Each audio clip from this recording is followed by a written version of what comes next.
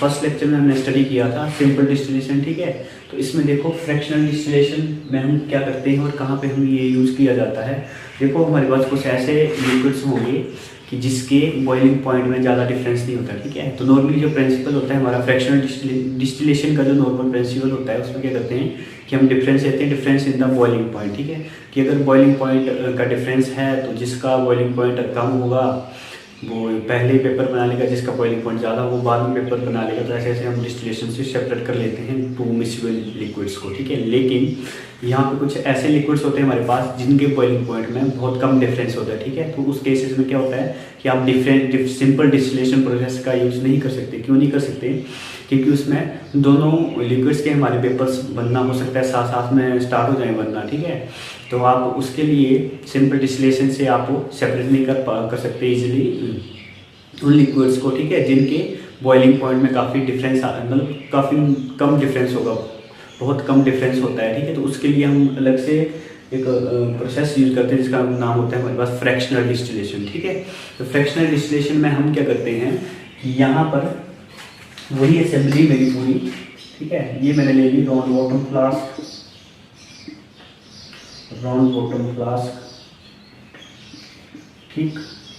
इसमें हमने यहाँ पे इसको हम हीट कर रहे हैं, ठीक है, बर्नर से हीट कर रहे हैं। साथ में यहाँ पर ये इसको बोलते हैं फ्रैक्शनल लेटिंग कॉलम्स लगा रखा होता है हमने, ये इंपॉर्टेंट है यहाँ पर, फ्रैक्शनल लेटिंग कॉलम, ठीक है। फ्रैक्शनल लेटिंग कॉलम्स लगा रखा है, हम इसको थ्योरेटिकल प्लेट भी बोल देते हैं, थ्योरेटिकल प्लेट, ठीक है। तो उसके बाद हमने ये लगा रखा है थर्मामीटर, ठीक है। ये है हमारा कंडेंसर। यहाँ पर कंडेंसर का काम तो आपको पता ही होगा, ये वेपर्स को लिक्विड में कंडेंस करता है, ठीक है। यहाँ पे आ गया हमारा ये अलग से हमने फ्लास्क रखी जिसमें हम लिक्विड्स को कलेक्ट करते हैं, ठीक है।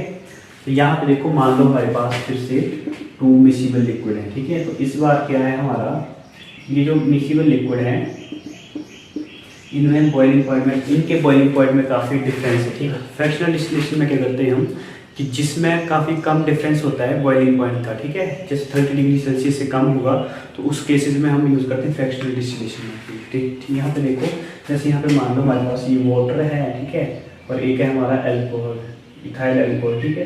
तो एल्कोहल का जो बॉइलिंग पॉइंट होता है हमारे पास होता है 38.5 डिग्री सेल्सियस और वाटर का होगा हमारा 100 डिग्री सेल्सियस, ठीक है। तो होगा क्या कि इनके बॉइलिंग पॉइंट में काफ़ी कम डिफरेंस है, ठीक है। तो जैसे ही आप इसको हीट करेंगे तो इसमें हो सकता है कि जैसे टेम्परेचर तो हमारे कंट्रोल में हो सकता है नहीं होता है कई बार, ठीक है। तो हम क्या करेंगे कि जैसे ही हमारा ये टेम्परेचर जैसे मान लो 90 पहुंचा, ठीक है, तो इसके तो बनना स्टार्ट हो जाएंगे, एल्कोहल के वेपर साथ साथ में हो सकते हैं वाटर के भी बनना स्टार्ट हो जाएंगे, ठीक है। तो होगा क्या कि मतलब कि इसमें दोनों के वेपर्स जा सकते हैं, तो आप मतलब प्योर फॉर्म में किसी भी सेपरेट नहीं कर पाओगे इजीली। तो उसके लिए क्या होता है कि जैसे यहाँ पे मान लो हमारा 80 के अबव टेम्परेचर पहुंचा, ठीक है। तो यहाँ पे और हम इसको हीट करेंगे तो मान लो 90 तक पहुंच गया, ठीक है। तो उससे क्या होगा कि जो वाटर के वेपर हैं, वाटर के नहीं जो एल्कोहल के वेपर बनना स्टार्ट करेंगे, ठीक है। और यहाँ से ऐसे करके ये जो पोरस लगे हैं हमारे, ठीक है, फ्रैक्शनल कॉलम बोलते हैं इनको, ठीक है। तो यहाँ से स्टार्ट हो जाएंगे।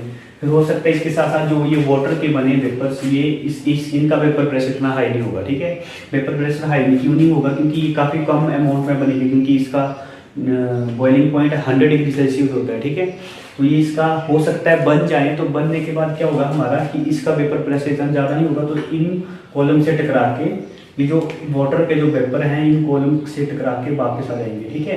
तो ऐसे करके तो फ्रैक्शनलेटिंग कॉलम में हम क्या करते हैं कि ये जो कॉलम्स का काम क्या होता है इनके कि ऐसे लिक्विड्स जिनके बॉइलिंग पॉइंट में 30 डिग्री सेल्सियस से कम डिफरेंस होता है, उसमें क्या होता है कि हो सकता है हमारा कि वेपर्स जो हैं दोनों के बनना स्टार्ट हो रहे हैं, ठीक है। तो जिसका वेपर प्रेशर इसका हाई होगा, वेपर प्रेशर किसका हाई होगा? जिसका बॉइलिंग पॉइंट कम होगा, ठीक है। तो यहाँ पे देखो इथाइल अल्कोहल का बॉइलिंग पॉइंट कम है, इसका वेपर प्रेशर ज़्यादा होगा, तो यहाँ से वेपर्स इजीली इन कॉलम के थ्रू पास कर जाएंगे क्योंकि वेपर प्रेशर ज़्यादा है, ठीक है। लेकिन ये जो वाटर है, वाटर का वेपर प्रेशर ज़्यादा नहीं बनेगा। क्यों नहीं बनेगा? क्योंकि इसका बॉइलिंग पॉइंट है हाई, ठीक है, बॉइलिंग पॉइंट हाई है। तो जो भी वेपर्स यहाँ तक पहुँचेंगे थोड़े बहुत जो बने होंगे वाटर के वेपर्स इन कॉलम से टकरा के वापस यहाँ पे कंडेंस वापस आ जाएंगे फिर से इस ग्राउंड वाटर फ्लास्क में, ठीक है। तो इस हिसाब से हम सेपरेट कर पाएंगे यहाँ पे। तो वेपर प्रेशर जिसका ज़्यादा बनेगा किसका, जिसका कम बॉइलिंग पॉइंट होगा, ठीक है। तो उससे क्या होगा कि ये वेपर प्रेशर यहाँ से बना वो सारे वेपर इससे इस पाइप के थ्रू यहाँ कंडेंसर में पहुंचे, ठीक। तो कंडेंसर क्या करेगा, इसको कंडेंस कर देगा, लिक्विड फॉर्म में ला देगा, ठीक। और यहाँ पे हम इसको इजीली कलेक्ट कर लेंगे, ठीक है।